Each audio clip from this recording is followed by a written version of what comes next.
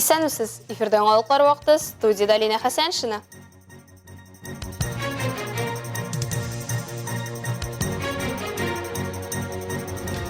Татнефть компаниясы ветераннары бүйік җиңү көне белән котлаулар кабул итә.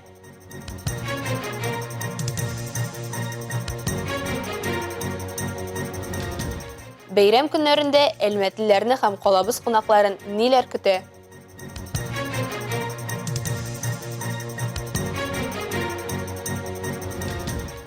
Дүрт көнлек хоккей турниры тәмамланды. Җиңүчеләр билгеләнде. Хәтер бакчасы халыкара акциясына ознакайлар да кушылды. Әлеге акция илнең төп байлыкларының берсе булган урманнарга сакчыл караш тәрбияләү, җәмгыять игътибарын урман ресурсларын саклау, яңадан торгызу һәм арттыру проблемаларына җәлеп итү максатларында үткәрелә. Бөек Ватан сугышы елларында һәлак булганнар хөрмәтенә агачлар утырту районның 5 мәйданчыгында оештырылган. Бу эштә мәктәп укучылары, оешма, предприятие хезмәткәрләре һәм районның актив халкы катнаша.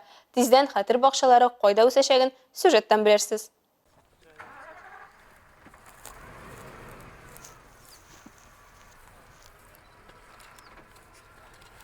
Агач утырту Әсәй, Әгерҗе, Сукаеш авыл җирлекләре һәм Актүбә бистәсендә бара. Азнакайның үзендә исә Яшел десант Монолит микрорайонында төште. Биредә 500 төп үсенте утыртылды. Мы предоставили лесхоз, от лесхоза. Участвуют школьники, бюджетные, работники бюджетных организаций, руководители исполнительных комитетов, сельских поселений. Мондый акция инде 4-нче елын уздырыла. Быел аны Бөек Ватан сугышында җиңүнең 78 еллыгына һәм Татарстанда милли мәдәниятләр һәм традициялар елына багышладылар. Акцияның максаты Бөек Ватан сугышында һәлак булган 27 миллион кеше истәлегенә 27 миллион үсенте утырту. Bu yılda şara büyük җиңү бәйрәменә багышланган шара. Менә шундый матур парк ясарга булдык менә.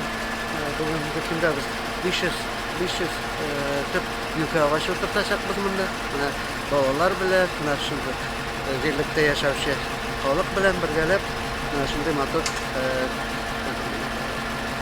җыенга җыелдык. Мәктәп укучылары да җиңү яулаган бабалары хөрмәтенә агачлар утыртырга килгәннәр. В этой акции я участвую первый раз. Ежегодно наши школы, наши участники 10 классов участвуют, и настала наша очередь. Я считаю, что это благое дело. Природе во всяком случае нужно помогать. Все-таки лес — это легкие нашей планеты. Әлеге акция кысаларында быел Татарстанда 275 мәйданчык оештырылган, 1,5 миллион үсенте утыртылган инде. Акция алга таба да узачак. Утырту вакыты һәм урыны турында Хәтер бакчасы сайтында һәм Татарстан Республикасы Урман хуҗалыгы министрлыгы сайтында белергә мөмкин. Илмира Шәрифуллина, Рөстәм Әкбаров, яңалыклар вакыты, Луч, Әлмәт телекомпаниясе. Бигеш урамындагы мемориал янында бөек җиңүнең 78 еллыгына багышланган тантаналы чәчәкләр кую узды. Кунакларны керү урынында яшь армиячеләр, шулай ук мактаулы каравыл каршы алды. Бу йөкләмәдән соң сугышта туган шигырьләр укучылар конкурсы узды. Анда Бөек Ватан сугышы һәм бу авыр елларда аеруча ныклык күрсәткән һәм бөтен көченә ватанын саклаган кешеләр турында әсәрләр яңгырады. 2023 елның 9 маенда нацист Германиясын җиңүгә 78 ел тула. Традицион рәвештә бәйрәм алды сугышта һәлак булган солдатларны искә алалар һәм истәлекле чаралар үткәрәләр. Татнефть ашык акционерлык җәмгыятенең җитәкчелеге коллективның ветераннары белән бөек җиңүгә багышланган тантаналы очрашу уздырды.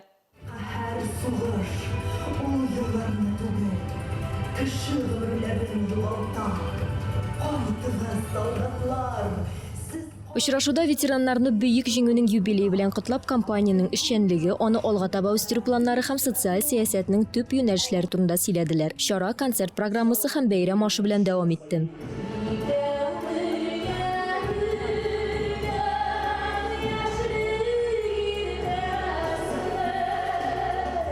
2022 ел нәтиҗәләре буенча Татнефть төркеме предприятиеләре 29 миллион 100 мең тонна нефть чыгарган. Бүгенге көндә нефть эшкәртү комплексы төзелеше дәвам итә. 8 яңа югары технологияле җитештерү кертелде. Нефть-газ химиясе комплексы үсеш ала. Нефть сервисы блогы Татнефть компаниясе составына кире кайтты. Это все стало возможным благодаря тому прочному фундаменту, который заложили вы, наши ветераны. Я хочу сказать огромное спасибо за ваш труд, за вашу самоотверженность, за то, что вы создали условия для того, чтобы компания «Татнефть» стала одним из лидеров нефти- и газохимического комплекса Российской Федерации. Бөек Ватан сугышы чорында абыйлары сугышта хезмәт иткән Татнефть ветераны Надежда Михайловна өчен мондый очрашулар аеруча кадерле. Абыйларының берсе танкист була, икенчесе үз эшенә 2 ел истәп, шулай ук илебезне якларга китә. Әтисе 17 яшьлек егет тылда бригадир булып эшләгән. Заботится руководство Татнефти, устраивает для нас праздники, особенно трогательно, нежно такой праздник, как День Победы. Он памятен для каждого из нас, каждого советского человека. Очрашу 1 минутлык тынлык белән тәмамланды. Лейсан Галиева, Айдар Кабиров, яңалыклар вакыты, Луч Әлмәт телекомпаниясы. Алда безне тагын 4 көн ял көннәре көтә. Араларында иң хөрмәтлесе әлбәттә 9 май җиңү көне. Аны уздыру нечкәлекләре хакында Алия Бәйрамалова сөйли. Төп бәйрәм әлбәттә җиңү көне. 9 майда иртәдән кичкә кадәр калабызда күңел ачу программасы узачак. Ул иртәнге 7дән Мәңгелек ут мемориалына чәчәкләр салудан башлана. Драма театры каршындагы мәйданда җиңү май программасы, биредә солдат җыры фестивале, пионерлар оешмасы экспозициясе, эзләнү отрядлары, истимагый хәрби-патриотик оешмалар һәм шәһәр предприятиеләре күргәзмәсе, мастер-класслар, гастрономия ярминкасы узачак. Ленин мәйданында зур бәйрәм программасы карарга булачак. Ленин урамының 27, 28, 29, 32, 41, 47 йортлары каршындагы төрле локацияләрдә балалар һәм өлкәннәр өчен җиңү битләре арт кунакханәсе, 33нчы йорт каршында һөнәрчеләрдән сату күргәзмәсе, 60нчы йорт каршында үзебезнекеләрне ташламыйбыз, ә яшьләр үзәге янында 1945 елның язы горурлык тормыш программалары оештырылачак. Совет урамы 178нчы йорт янында фронт боткасыннан авыз итәргә булачак. Каракүз скверында җиңү тавышлары интерактив хәрби-тарихи программа, шәһәр паркында май вальсы программалары әзерләнгән. Бәйрәм салюты 22 сәгатьтә. Әлбәттә, бәйрәмнәр вакытында шәһәрнең төп урамнарын ябачаклар. Җәмгыять транспорты алайда йөриячәк, ләкин башка маршрут буенча. 6, 7 һәм 8 майда Бөек Ватан сугышында җиңүнең 78 еллыгын бәйрәм итү буенча репетиция планлаштырылган. Шулай итеп, 6 майда 11 сәгатьтән 17 сәгатькә кадәр Заслонов урамыннан алып Радищев урамына кадәр Ленин урамын ябачаклар. Ә 7 һәм 8 майда 13 сәгатьтән 16 сәгатькә кадәр Җәлил урамыннан алып Радищев урамына кадәр ябылу планлаштырыла.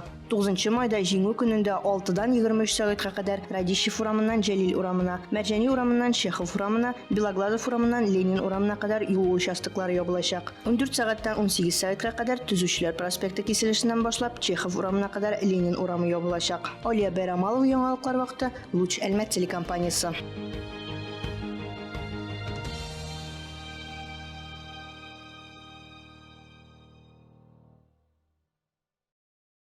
Беренче майдан 4-сенә кадәр нефтяник хоккейга әзерлек үзәгендә кызу булды. Ике вузда да һәр көн уеннар узды. 12 яшьлек егетләр үзләренең осталыкларын күрсәтеп, беренче булырга омтылды. Нәтиҗәдә һәр команданың берәр уенчысы шәхси бүләк отты. Бүләкле урыннар алучы команда һәм җиңүче кубогын отучылар билгеләнде. Татнефть компаниясе генераль директоры Ринат Галиев истәлегенә узган хоккей турнирының бүләкләү тантанасында без дә булып кайттык.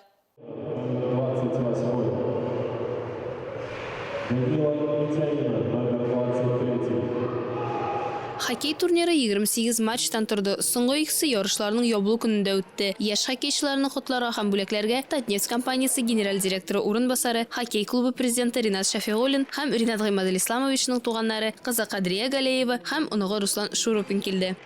Для меня большая честь, радость, что компания «Татнефть» сегодня провела этот замечательный турнир, это спортивное событие, что она помнит своего руководителя. Для нас, для нашей семьи это большая гордость. Ринат Галиев гаиләсе сүзләренә караганда, Татнефть традицияләрне саклау һәм яңа спортчылар үсешен дәвам итү аеруча куандыра. Мы были очень рады и горды этим, что нашего отца помнят. Он 10 лет руководил компанией и очень поддерживал социальную сферу, культуру, спорт. Был заядлым хоккеистом, скорее болельщиком, хоккеистом, посещал абсолютно все матчи нашего дорогого тогда уже нефтяника. Мәртәбәле кунаклар башта 8 индивидуаль бүләк тапшырды. Аннары командаларны бүләкләде. Ярышлар нәтиҗәләре буенча бронза медальләр Түбән Кама нефтехимигына эләкте. Икенче урында Ярославльнең Локомотив командасы булды. 7 уенда да җиңеп чыккан команда турнирның төп трофеи иясе Тольяттиның Лада командасы булды.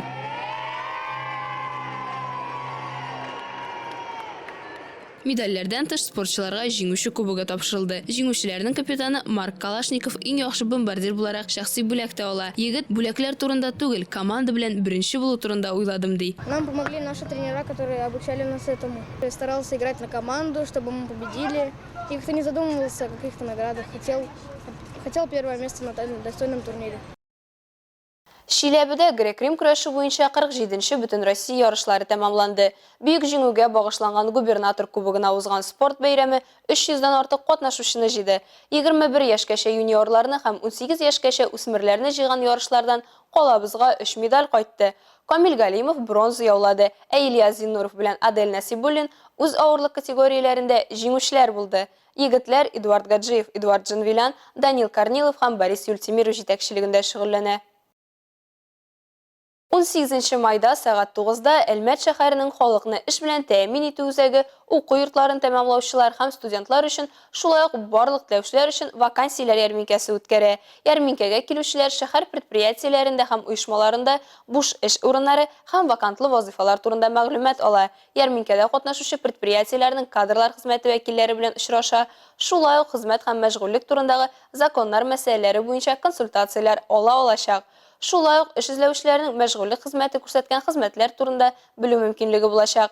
Ярминкә Герцен урамы 86А адресы буенча узачак. Белешмәләр өчен телефон 32 34 95. Әлегә шулар. Мин Лина Хәсән, монтаж операторы Оля Берамалова сезнең белән сау булашабыз. Исән-имин булыгыз.